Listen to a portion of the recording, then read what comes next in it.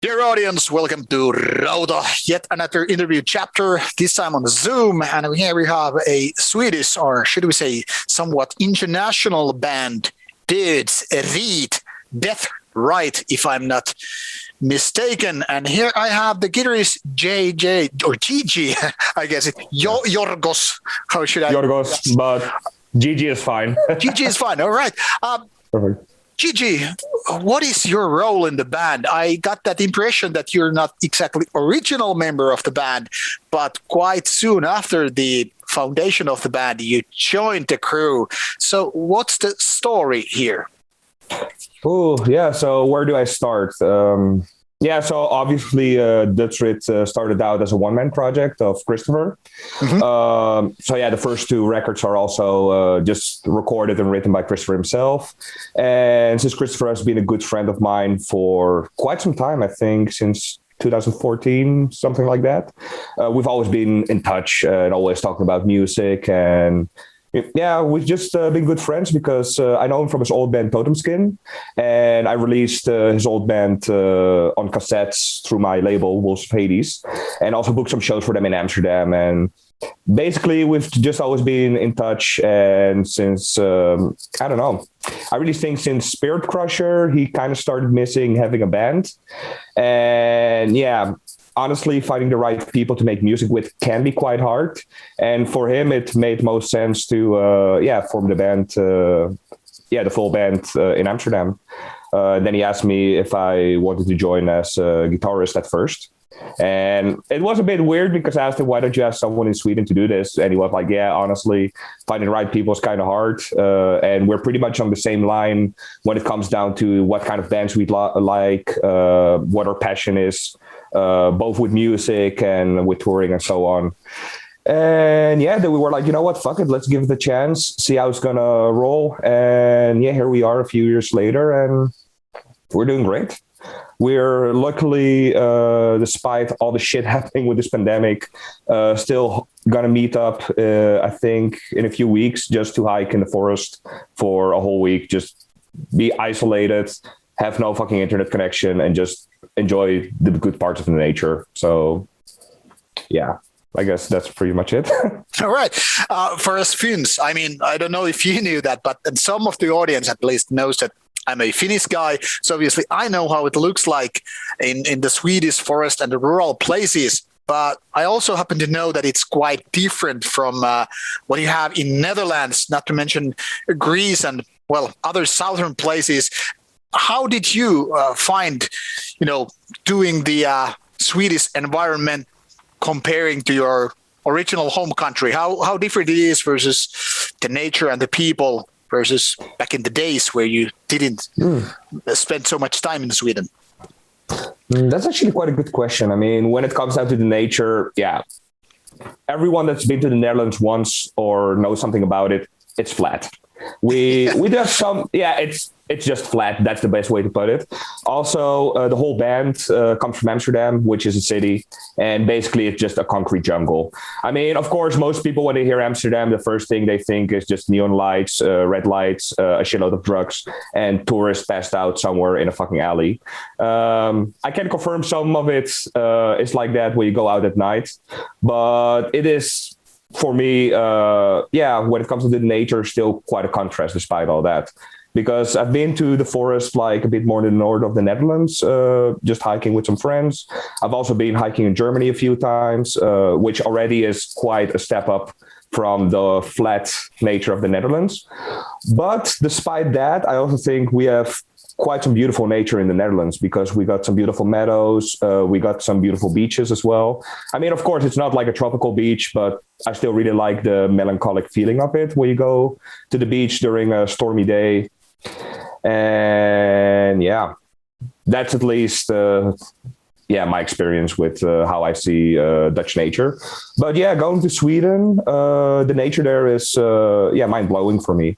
Like so far, I've only been more like in the central side of Sweden, I guess. Or is Borlänge more the northern side? I'm not really sure, but I guess it's somewhere north. It's kind of a hard where to draw the line, because I guess for anybody living in places like Malmö, which is for dear audience, so once again, is the very south, like near the Danish border.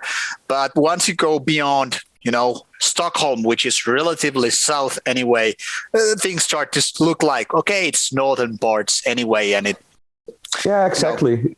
Yeah, because Borlänge, I think it's, if I pronounce it right, Borlänge. I think it's like 2-3 hours away from Stockholm, as far as I remember.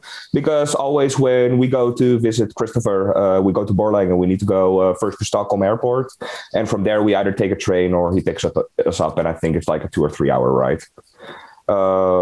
But yeah, well, anyways, I've been to the nature around there and also in Smaland, I think, because there's a festival called Moscow Rock. Me and my bass player go every year. And yeah, the nature there is just mind blowing, especially in the winter, because I don't know how to explain it, but there is quite a forlorn feeling to the nature around there that I guess most of us really feel just comfortable in. Yeah, it seems to be that whether we're talking about Norwegian black metal, Swedish black metal, Finnish black metal, any kind of a Nordic country black metal, there seems to be this feeling that we're having this grim, cold nature surrounding us, and it seems to be reflected in the music. Now that I was listening to a little bit of Dödsrit also before doing this interview, I felt like there's this very kind of a trademark type of Swedish melodic feeling with the music. It sounds kind of a timeless, and at the same time it also feels very Swedish, like so many other bands operating that. Do you think, even though you haven't been writing those 2 first albums, that this feeling is somewhat reflected in the music of your bands as well? I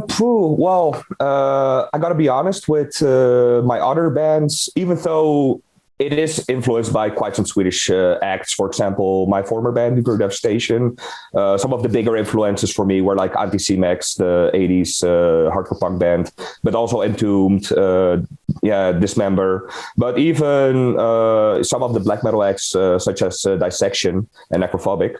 But yeah, we never really went too much into that, into the Swedish territory, because I always felt like we tried to mix everything up when it comes down to like extreme music like hardcore punk or black or death metal. But with Dödsrit, it just went quite natural, because me and Christopher, we really like the same black metal bands, but also the same hardcore punk bands. So yeah, when we're talking like about punk, for example, we both are big fans of Wolfpack or Martyrdom. And when it comes down to black metal, we both really like some of the Cascadian bands such as Wolves in the Throne Room and Ash Borer. But also when it comes down to the Swedish sound, I just guess because we have such a good synergy with writing together that it just happens so naturally. I don't know if it really makes sense. Yeah, I guess it does. It was actually quite surprising when I was taking a look at the metal archives about your discography, and also piqued my interest to check out which are listed as similar artists. And I have here my iPad, which I use as a secondary screen to check out this one. I was kind of surprised to see bands like Emwa from Poland listed, Ueda, and Wolves in the Throne Room being more kind of atmospheric black metal, which in the context you explained makes sense. But for some reason, you're listed on Metal Archives as black metal / crust. Now, I was only listening to the newer stuff, so I had no idea where is this crust thing going on. You mentioned these hardcore bands in the background and you're liking them. So in that context, it makes sense, but it really doesn't sound through the music. So can you share a little bit of light into this crust statement? Oh, yeah, for sure. Honestly, I really think people are going to hear what they want to hear, because even when the first 2 Dödsrit albums came out, all the people really like crust and everything. They would obviously pay more attention to the parts with the D beats or with the more like Wolf Brigade or Martyrdom kind of riffs. And of course, the people who are more into black metal, they would more notice the maybe riffs that sound more like Magua or Wolves in the Throne Room, or maybe even stuff that sounds maybe like Venom or Ash Borer or whatever. But yeah, honestly, when it comes to crust influences, yeah, it's definitely there because some of the acts that really influenced us also with the riffs that we write are Martyrdot, for example. And to be very honest, if you listen to Martyrdot, a lot of the riffs are quite dissonant, not really dissonant, but minor chords. I wouldn't really say atmospheric, but still it has this certain like Swedish, I would say the Swedish dissonance or melody to it that you can also hear back in, for example, Dissection. Yeah. So yeah, it's definitely there. And with a new album, yeah, I gotta be honest, we both also think that it went a bit more on the metallic side, but we still really kept in a lot of hardcore influenced parts, even though maybe they might not really sound crust or hardcore influenced by, for some people. The influence did come from a more like hardcore crust idea, basically, when I wrote the riff. For example, in the first song of the album, The Third Door, I think at some point there's a D beat kicking in, and then I wrote a melody over it, which for me just sounded like a bit of worship towards Martyrdot. But other people that heard it, they were more hearing, for example, Dissection or even Iron Maiden, you know? So yeah, the kind of a harmonies really, yeah, so it's really the way you look at it. And also with our music, yeah, honestly, we just write what we think fits and sounds good, and we just stick with it. We don't really try to put ourselves in a box on what we can and cannot do, you know? Because I think the beauty of music is really the artistic freedom that you have. So if we can experiment and mess around and create something that we're all happy with as a band, yeah, then we're just going to go for it whenever it is more black metal or more crust or not, you know? All right. You mentioned that your own label, which I noticed there on Metal Archives as well. So basically you started, or well, the band started some 4 years ago with a smaller label, then moved on to Prosthetic Records in the United States, which is somewhat bigger. And now you are on your label, which I guess is somewhat smaller than Prosthetic. Can you once again share a little bit of light to this story? How come you keep changing? I mean, obviously it makes sense that you're your own label, but does it help the band? Does it give you more freedom, or what's the story here? I think Christopher thought it was the best to just do it as a self-release, because we would, of course, have more freedom on doing what we want with these recordings. And yeah, there's like pros and cons to it. Like staying with a major label, of course, it's gonna help you more in some senses for tours and so on. But at the same time, Christopher was thinking like, yeah, you know what, you run your own label, you already produced the whole record.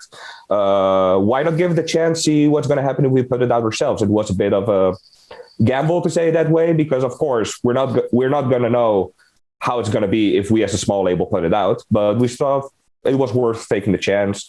And yeah, also, for example, the first label worked with, Alerta Antifascista, Timo is a good friend of us. So even with this record, he put out his own version, his own color. And yeah, and even when we asked him for help or anything, we're still good in touch with him.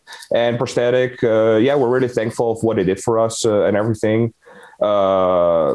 But yeah, Christopher just thought it would be better to do this record as a self-release, basically. Now, my problem is I hadn't even heard the latest album when we agreed to do this interview. And I was like, what's going on? Because there was no, as far as I know, I wasn't getting any of those digital promos, nor did I receive a physical copy. So I was like a little bit helpless there, like which way to go. So my question is, how does the promotion work for you when you have your own hands in the dirt, so to speak? I mean, obviously, it's not like with operating with the bigger labels. So which ways you go when you run a smaller label and get your own bands as well as the others to be heard? Oh, yeah. Well, I mean, obviously, I have for my promotion, I have a good friend of mine, Rauta, that started out doing or PR. So he's just sending out the record to multiple magazines, multiple blogs and so on. And of course, even though I might be a small label, I also have like some other labels and distros that I've been good friends with and traded with in the past or sold copies to. And they kind of know what to expect from from my releases. So usually they're quite fond of getting copies of whatever I'm going to put out. And even the same with my clientele. I have a lot of people that know the stuff I put out in the past. So when I send out the newsletter, like, hey, this is going to come out, they're going to give it a chance to check it out. And obviously that's also how things go in the internet. If people like a record, they're going to reshare it, or they're going to post it on their blog, or they're going to post it on their social media or whatever. People are going to check it out, you know? And yeah, I got to be honest. Of course, it's going to be way less promotion than, let's say, a big label would do. But yeah, we're trying as much as we can, you know, just trying to get the record out and see what people think about it. And so far, I got to say, yeah, we've been getting a lot of positive reactions, even though the record is not yet out. And yeah, even though it's not yet out, we already been getting a lot of positive reactions on it. So we're pretty stoked on all that. What's, by the way, the actual release date for this new album? At the moment, I don't know whether or not I'm gonna be able to get this interview out by the time the review the CD is out. But what's the release date? What's the official street date for that? Yeah, the official street date is the 28th of May. So already in 2 weeks, I think. Yeah, this is probably gonna get out later, but I hope that people will check out the music, because, well, I got to listen to only that single and I really liked what I was hearing. So I was kind of surprised, because once again, I had this expectation this to be more crustier than that, and I was like, okay, this sounds a little bit different, more kind of like up my alley kind of a thing. So it turned out to be a very positive thing. Now, all right, well, thank you. One thing which I need to mention once again is that when I was checking out the basic information here, I don't know sometimes how accurate this is, but at least according to Metal Archives, you're a relatively young guy and you have already been experiencing bands and your label. So what got you personally going, and at which age you decided, like, okay, this is going to be it, I'm going to play an instrument, I'm going to run a label and do all that? Oh, well, I probably will need more whiskey for this, but actually, I'm quite young. I'm 25, but I've been doing this stuff since I'm probably 13, 14. Yeah, I set up my first shows when I was 14, simply because, when I got into music, first I was really into a lot of metal, but I also really loved punk. But honestly, it doesn't always really blend, too well together, you know? Because when I was going to punk shows, a lot of like punks would look at me like, oh, this is that fucking metal kid. What the fuck is he doing there? And also at metal shows, sometimes I would get like a bit weird looks for having punk patches on my jacket. And at some point I was really thinking like, you know what, fuck it. I want to bring these two things together. And I started booking some shows. And also I picked up an instrument at a quite young age. And I also really wanted to just blend together the two musics that I love, because for me, punk and metal, it's pretty much the same shit. Especially, I know I'm probably going to get a lot of shit for this, but especially if I look at early black metal. If I listen to Celtic Frost, Hellhammer, and the first record of Bathory, for me, it sounds basically like a more evil version of GBH and Discharge.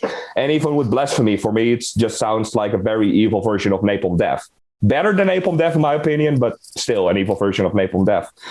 But yeah, I think I picked up guitar at the age of 12 or 13. At first I wanted to play drums, but my parents were like, hell no, we're not getting you a fucking drum kit. It's too fucking noisy. It's going to be a phase. You're not going to be doing anything with it. And then I was like, okay, fuck, if I can play drums, maybe I want to play guitar. And then I picked up a guitar, and I don't know, I guess I really got stuck with it because I really just enjoyed playing my favorite songs on it, writing my own music. And let's say 10 years forward, I'm sitting here running a record label, releasing music, and still disappointing my parents with it. I get the idea. Actually, they're pretty stoked about what I'm doing, but it's always a fun joke to make. Yeah, definitely. Now I have to get back to that punk thing, because when I had my first black metal band in the mid 90s.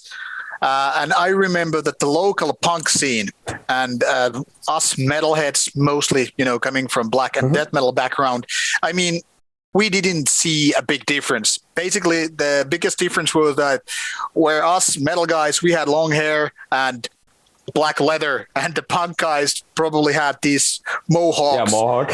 And also black leather. They might have had anarchist patches, whereas we probably had something like, pentagrams and inverted crosses.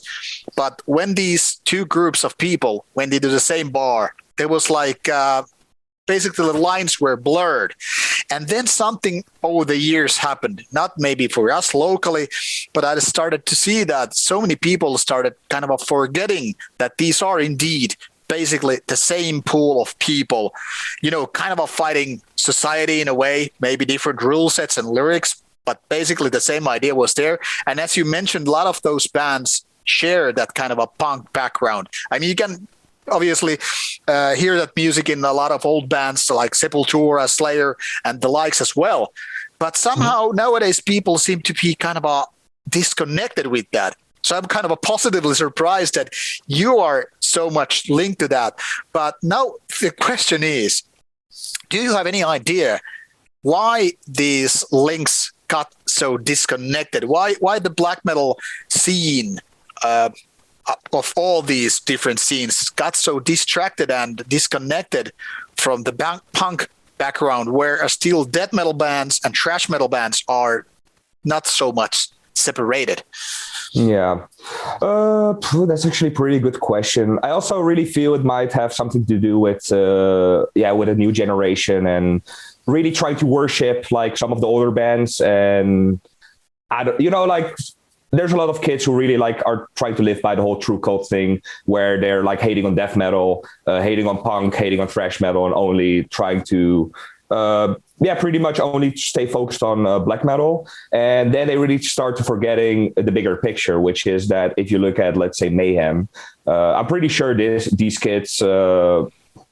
No, actually, I'm pretty sure about it. I think if you grab the Death Crush EP, I think Necro Butcher's wearing a Cryptic Slaughter shirt on that picture.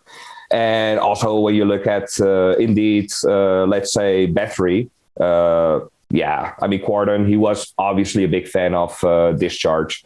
And I'm also pretty sure a lot of these bands, they were also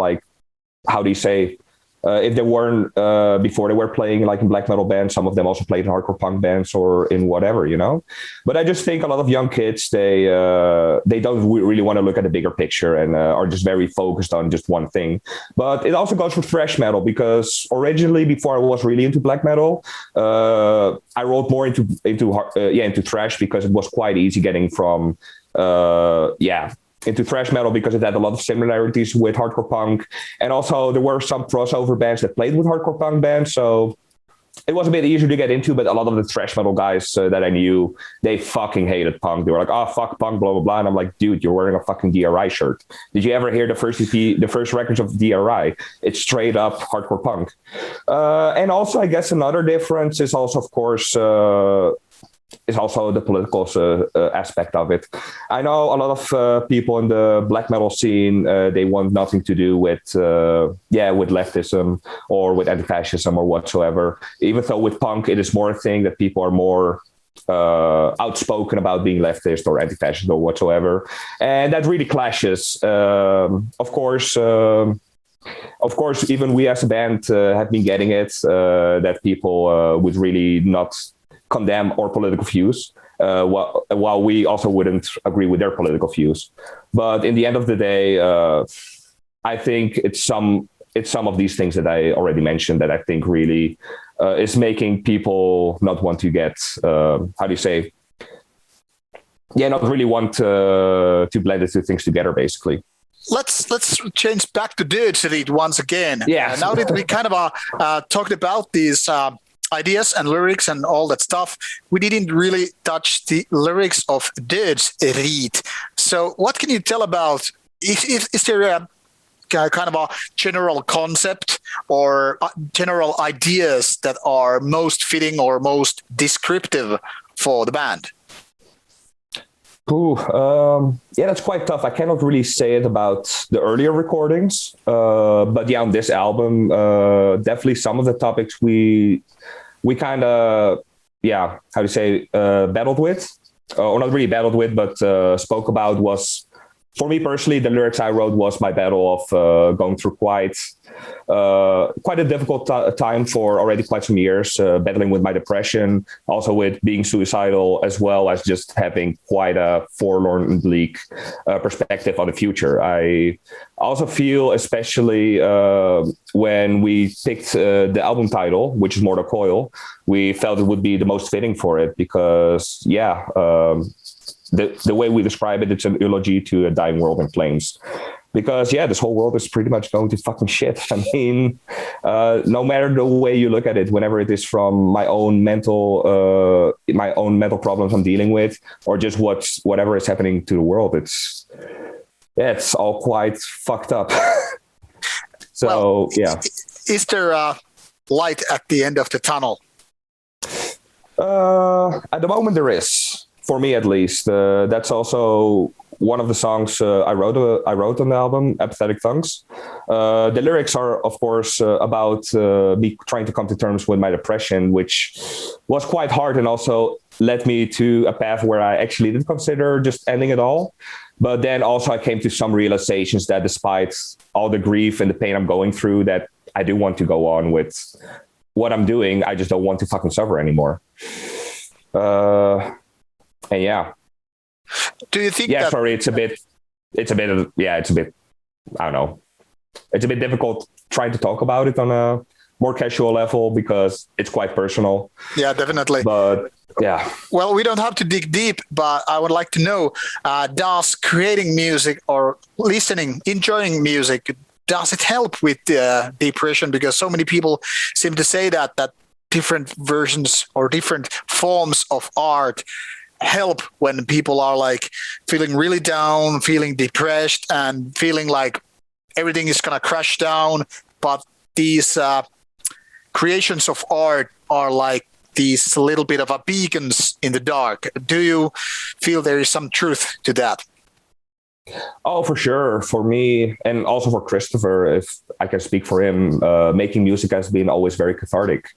I really think if it wasn't for music, I probably wouldn't even be here because it really helped me out through many difficult times. Whenever it was when I was making music myself or just listening to it or whatsoever, I really feel that music is something so powerful that it really helps a lot of people, including me, with going through my depression or just through difficult times and so on.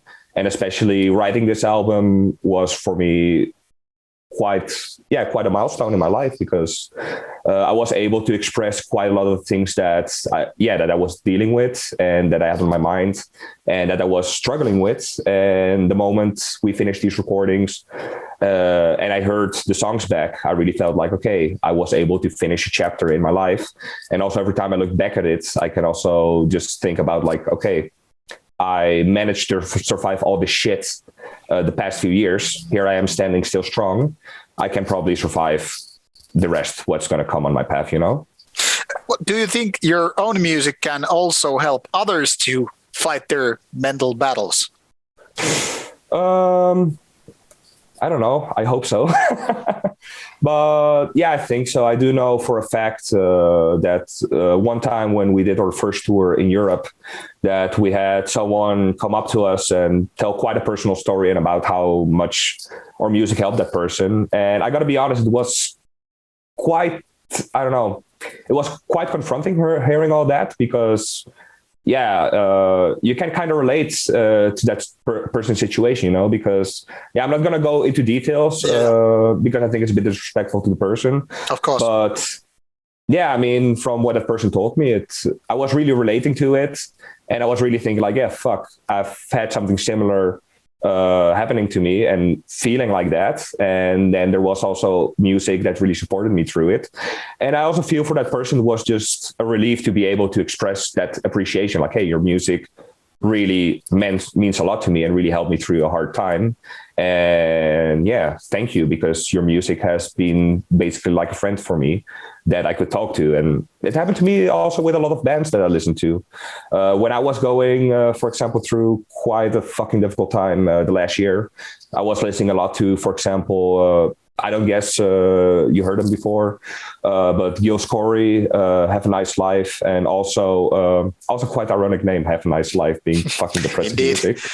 And also Pick Me Lush, and I don't know, when I was listening to that music, it was really calming me down, and it was just helping me feel a bit more at ease.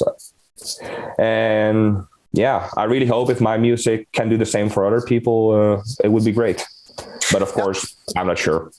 Because this is something that I've read multiple times, and I think it's really great. Because, for example, well, I'm not a depressive person myself, so I cannot relate into that sense. I'm kind of happy in that ways, but what I'd like to know, because usually the questions about music and, well, other forms of art related and helping people with depression ends with that kind of a commentary that, okay, this did the trick for that person, and I'm getting help by music. And it leaves this question mark hanging in the air, which is, do you feel like responsible now creating more of this kind of a herbal art, if you will, this healing art, now that you are getting results in a positive way, that it's really helping others, and you note that it's helping you get through these difficult times. So are you feeling responsible? Okay, I'm gonna do my part,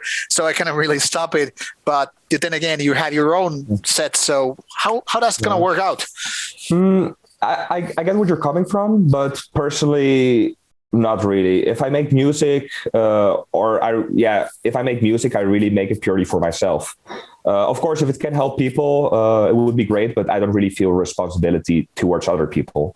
Because in the end of the day, I really think, as sad it might sound, you're all alone on this world. You're born alone, you're going to die alone. You're pretty much going to be alone, and people that you have in your life, you're never sure if they're going to be there for the rest of your life or only for a while. So I always think you're responsible for yourself. And therefore, I don't really feel like I should take a responsibility on helping people in that sense. Of course, if my music can help people, I would be happy with it, but I don't really feel responsibility in that sense. For me, I just make music for myself, and yeah, that's it. Now, I don't want to be a prick, but I kind of am, because I have to ask this question. People say often also that, okay, I make music for myself. Isn't that kind of a selfish way to create art? To create art for yourself that you can just indulge yourself with, and then what? I mean, yeah, it might be selfish, but at the same time, like I said before, it's been very cathartic for me and for a lot of people. And also, aside from just making music, there's also a lot of fun aspects, because I'm playing in a band with some of my best friends. For example, our bass player, Jelle, he's been one of my best friends since I'm a kid. We've been playing together in so many projects, so many bands. We've been going to concerts together. We've been touring together. We've been going through fucking difficult times together. We've really seen each other's highs and lows. And yeah, in that sense, maybe, of course, you are playing in a band together also for wanting to have a good time with your friends. But at the end of the day, yeah, people can call it selfish, but yeah, I kind of feel like people still really make music for themselves. If I was going to make music for other people, to be honest, I would be making another genre of music, because definitely. Yeah, that's the way I look at it, because also metal music in general, it's quite a micro scene when you think about it. Also with Dödsrit, for example, yeah, sure. It's always nice to see a lot of people hyping the record up.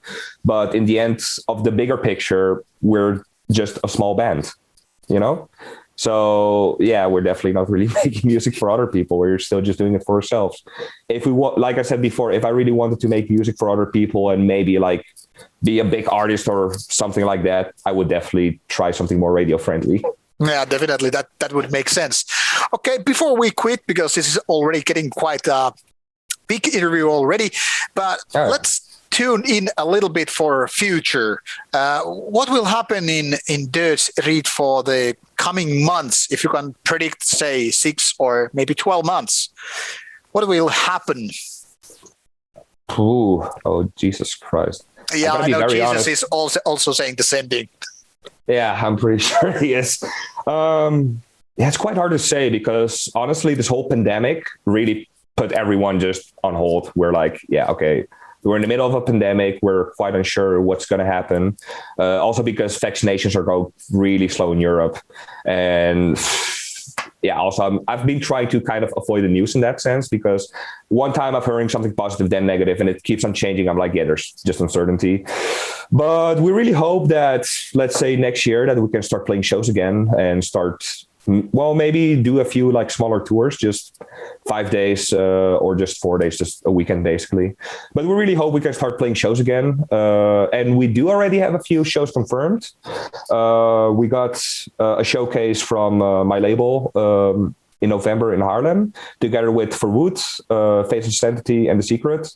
Then we're still playing Pitfest, which is a metal and punk festival in the Netherlands, next year. And let me see, we also have a festival booked in Germany, which has quite a funny name. I think it was called Master of the Unicorn. Quite a weird name, but the lineup was pretty dope. Yeah. I think Exhumed was supposed to play. I think they canceled, but yeah, Exhumed was going to play, and some other bands. And for the rest, yeah, I think the moment we can start playing shows again, we're definitely going to start playing shows again. And also, yeah, we're still writing music. I mean, we don't stop writing music. So whenever it's going to be for Dödsrit or another project, I'm still going to sit in this same room, picking up my guitar and writing riffs, and probably having a Skype conversation with Christopher and trying to show him the riffs and him showing me riffs, because yeah, that's the only way we can write music together at the moment. All right. Now, if there was one song you would have to tell the audience to check out first to really sell Dödsrit to them, which song it would be and why? I know those are always hard questions because you really don't want to pick your favorite kid, but you have to start with something. Yeah. Oh, Jesus. This is fuck. Yeah. Okay. Yeah.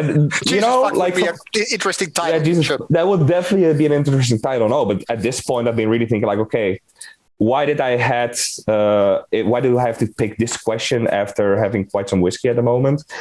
And yeah, shit. Well, it doesn't matter. But if you have something, no, it doesn't matter. mind, but if maybe it could be a couple of. I really think that it would still be. Shallow Graves. It's also the first song we released of the new album. And I think the reason why is because for us personally, it's been the most fun song to play together. Mm-hmm. I also really feel it has quite some catchy riffs in it. And also just playing it really has a strong energy for me. And I also think the whole band, because of course we wrote it, we rehearsed some of the songs, and I really feel that song for me specifically really stood out the most in the energy I was feeling. And I also think, that most of the guys in the band like playing it the most. And also, it's been a bit of a running joke with the band, but also it's the shortest song we have. So that's another reason, probably. All right. So if there was one piece of wisdom before we quit you would like to share with the audience, what would you say? Listen to Judas Priest. That's a really good tip. Always go for the classic, prettiest heavy metal. I want to thank you for your time, Gigi. I wish you all the best, and I hope to totally get the full listen to your album once it's out or closer to getting out, or however it's gonna. I don't know. Play out. It in the mill, hopefully, one of these days. Yeah, I'm gonna pester him. Anyway, dear audience, now you have heard the man speaking some sense to you. I hope giving a little bit of insight to this interesting band coming from Sweden, Netherlands.